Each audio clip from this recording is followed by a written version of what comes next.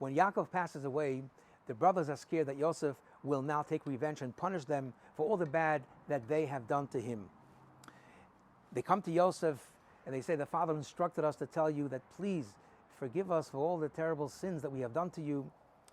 Yosef, upon hearing this, begins to cry. And he says to his brothers, don't worry, everything turned out for the good, and I will provide for you and sustain your whole family. And Yosef comforted his brothers.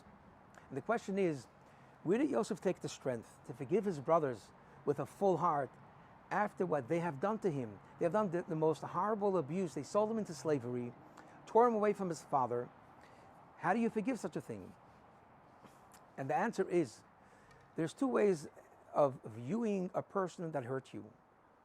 You can view him as being an evil, rotten person, or the person is inherently good, except the circumstances and some external factors caused him to do this bad thing. Maybe he had a wrong perception of you, maybe he was very insecure, and so on and so forth.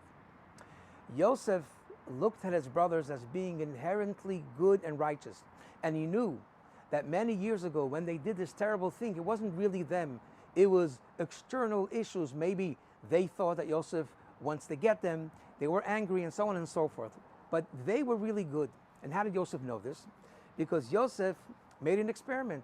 He put his brothers through the same test that they have been through. They sold him, many years earlier, they sold Yosef as a slave.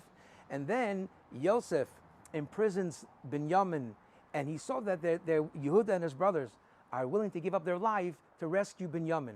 Now, if you are an evil, bad person, you're not going to put your life on the line to save someone.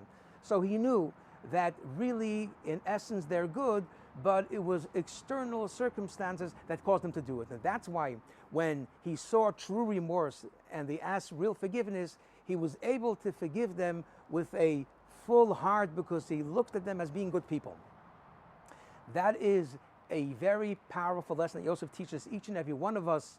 When someone offends us and hurts us, and even, God forbid, in a very severe way, when there's true remorse and forgiveness and apology, you can forgive if you look at that person as being inherently good.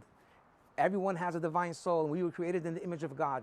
Most people are good, except there were certain circumstances. Maybe the person was insecure. Maybe that person had a wrong perception of you, and so on and so forth. But you can forgive if you view that person as being a good person. And there's another method that the Torah gives us in order to prevent a fight and an argument to escalating and becoming so big that it gets out of hand. When someone offends you, immediately says the Torah, don't hate your brother in your heart, but rather admonish your brother and communicate to your brother. And in most cases, that person, when you have proper communication, that person would realize that he wronged you and will ask forgiveness and will reconcile. Have a very good Shabbos.